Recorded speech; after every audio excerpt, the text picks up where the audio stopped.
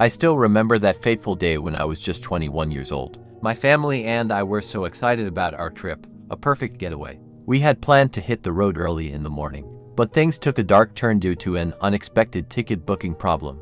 We were forced to leave in a hurry, and as we piled into the car, the atmosphere was charged with nervous energy. We had our music playing, a desperate attempt to regain some semblance of normalcy, but the highway we'd intended to take was choked with traffic. It was as if all the elements were conspiring against us. Frustration mounted, and we made a split-second decision to escape the chaos by taking an unfamiliar, quiet road. The moment we made that turn onto the silent road, a shiver ran down my spine. It was like the world had shifted, and an eerie quiet descended upon us. I glanced at my family, but they seemed oblivious to the strange unease that had settled over me. The road stretched endlessly ahead, flanked by towering trees that seemed to reach out and snatch the sunlight. As we ventured further, the outside world faded away, and the music in the car became a distant hum, drowned out by an oppressive silence. My heart began to race, and I tried to dismiss my growing anxiety as mere imagination. But then, it happened. Out of nowhere, a figure appeared in the middle of the road. It was a dark, ghostly silhouette enveloped in an unsettling mist. I gasped, my hands gripping the steering wheel as I swerved to avoid a collision. My family screamed in shock as I passed the figure. I couldn't help but steal a glance in the rearview mirror. To my astonishment, it had vanished without a trace. I was filled with a deep sense of dread, my mind unable to process what had just occurred. I questioned my sanity, but my family tried to reassure me, attributing it to the strange nature of the quiet road. We continued down the eerie road, but a sense of foreboding hung heavily in the air. It felt as if that encounter had changed the very essence of our journey. The road seemed endless, and I couldn't shake the feeling that we were trapped in a surreal nightmare. The dense forest that surrounded us felt suffocating.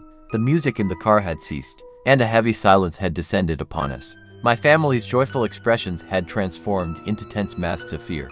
And then, it happened again.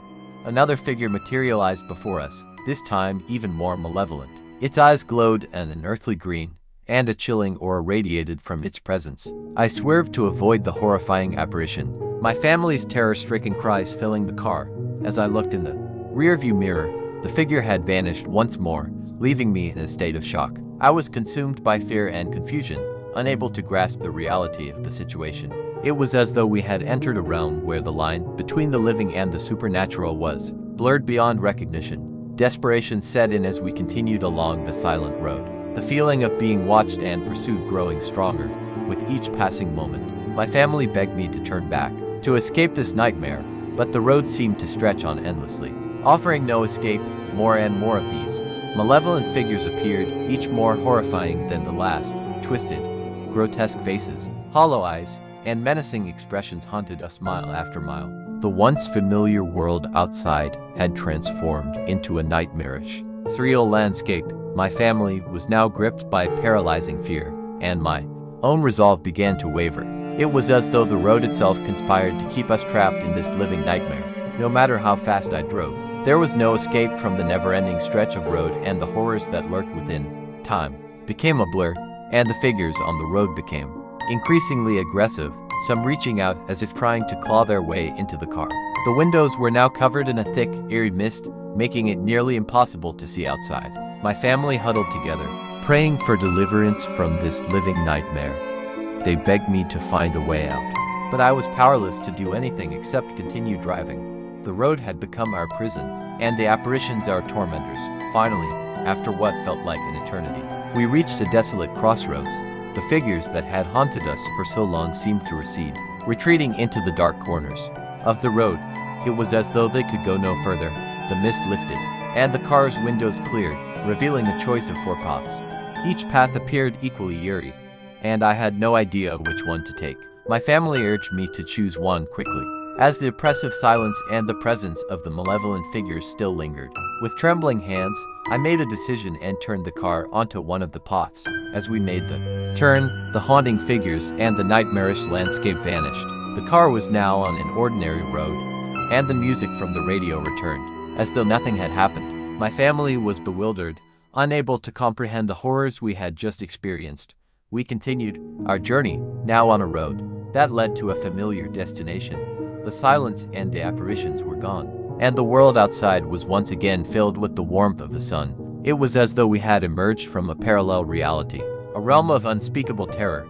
As we reached our intended destination, my family stepped out of the car, shaken but relieved. We never spoke of the horrors we had encountered on that silent road, as if acknowledging them would somehow bring them back.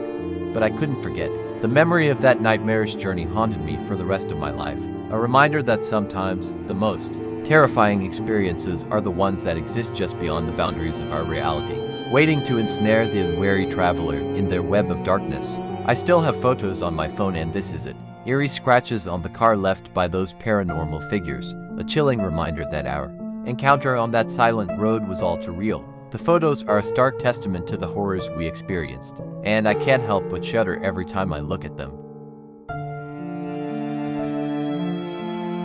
Story 1. The abandoned cabin in the woods. My family, the Thompsons, had eagerly planned our annual family trip for months. This year, we decided to explore a secluded area in the mountains. Our destination was a cozy cabin in the woods, nestled far away from the hustle and bustle of city life. Our journey was going smoothly, and we were surrounded by the breathtaking beauty of nature. Our family consists of my parents, Mark and Lisa, my sibling Jack, and me, Emily. We sang along to our favorite songs on the car's stereo as we navigated through the winding roads. As the sun dipped below the horizon, the forest around us grew darker. My father, Mark, followed the GPS directions carefully, but as we turned onto a narrow, unpaved road, unease crept over us. The road seemed to go on forever, and the dense trees pressed in on all sides. After a seemingly endless drive, we arrived at the cabin, but something was amiss. The cabin, which was supposed to be in pristine condition, looked aged and neglected. Ivy crawled up its wooden walls, and the windows were covered with a layer of dust. My mother, Lisa, voiced her concerns, but my father, Mark, assured her that we had arrived at the right place. We cautiously entered the cabin, feeling a chill in the air. As we explored the rooms, we noticed peculiar things: an old family portrait on the wall with unfamiliar faces and strange symbols etched into the wooden floor. As night fell, our family settled into our rooms. Jack and I shared one bedroom, while Mark and Lisa took another. The silence of the forest outside was broken only by the occasional hoot of an owl. As the clock struck midnight, Jack and I were awakened by a whispering voice coming from the hallway. We slipped out of bed, carefully following the sound to its source. It led us to the front door, which stood slightly ajar. When we opened it, we were met with a chilling gust of wind. We shivered and called out for our parents. The commotion roused Mark and Lisa from their slumber, and they hurried to the front door. Jack and I were standing there, wide-eyed and trembling. Our family decided to search the cabin to see if anything else was amiss. In the attic, we found an old book with cryptic symbols on its cover. It was written in a language we couldn't understand, but it seemed to tell a dark story. As we pored over its pages, we discovered references to an ancient ritual involving the cabin. It spoke of sacrifices and curses that were linked to the place. Terrified and confused, our family gathered in the dimly lit living room. We couldn't deny that something was terribly wrong with the cabin. Jack and I were scared, and Lisa couldn't shake the feeling that we were being watched. As we shared our findings, a deep sense of dread settled over us. We knew we had to find a way to leave this cursed place, but the road was long and dark, and we were miles away from civilization. Story to the haunted amusement park. My family, the Adams, consisting of my parents David and Emily, along with my siblings Emma, Ethan, and Lily, decided to spend a sunny weekend at an old amusement park that had been a family favorite for years. The park, once vibrant and bustling with joy, had recently become deserted and abandoned. As we arrived at the entrance, we couldn't help but notice the eerie silence that hung in the air. The entrance gates creaked open, and we made our way inside. The rustling of leaves in the wind was the only sound we heard as we explored the park's empty rides and stands. The first sign of something amiss occurred as we entered the Tunnel of Love. The boat gently glided along the water, and we enjoyed the calm atmosphere. But then, we began to hear faint whispers. At first, we dismissed it as our imagination, but the voices grew louder and more distinct. My father, David, who was steering the boat, felt a cold breath on the back of his neck. He turned around but saw no one. Panic set in as the whispers became more audible. We couldn't discern the words, but they were unsettling. Leaving the tunnel behind, our family decided to explore other rides. We came upon the old carousel, which was yearly operational despite the park's abandonment. The carousel slowly began to turn, and the sound of merry-go-round music filled the air. As we watched the antique horses move in an otherworldly dance, the music turned discordant, and the horses' eyes seemed to gleam with malevolence. My siblings screamed, and my parents hurriedly led them away from the sinister spectacle. Next, we entered the park's dilapidated funhouse, a maze of mirrors and dark corridors. Our family became separated in the maze, and panic set in as we struggled to find each other. The mirrors seemed to distort our reflections, showing grotesque, twisted versions of ourselves. Ethan, my youngest sibling, was the first to be found. He was trembling and claimed that he had seen a shadowy figure in the maze with him. Our family continued searching for the others, growing more anxious with each passing minute. After what felt like an eternity, we finally found Emma and Lily huddled in a corner, terrified and in tears. They described a horrifying experience. They had come across a room in the funhouse with walls covered in strange symbols and an eerie, ancient-looking mirror. As they approached the mirror, their reflections turned ghastly, with eyes that glowed ominously. It felt as though their souls were being drawn into the glass. Our family had to pull them away from the mirror, and we fled the funhouse, shaken and deeply disturbed. As night fell, our family decided it was time to leave the park.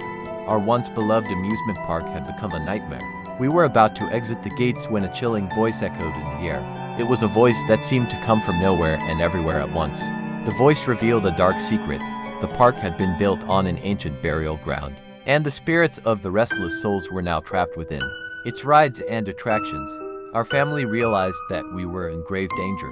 With terror in our hearts, we made a hasty retreat from the park, vowing never to return. The Addams family's outing had turned into a harrowing ordeal, and the memory of that day would haunt us for the rest of our lives.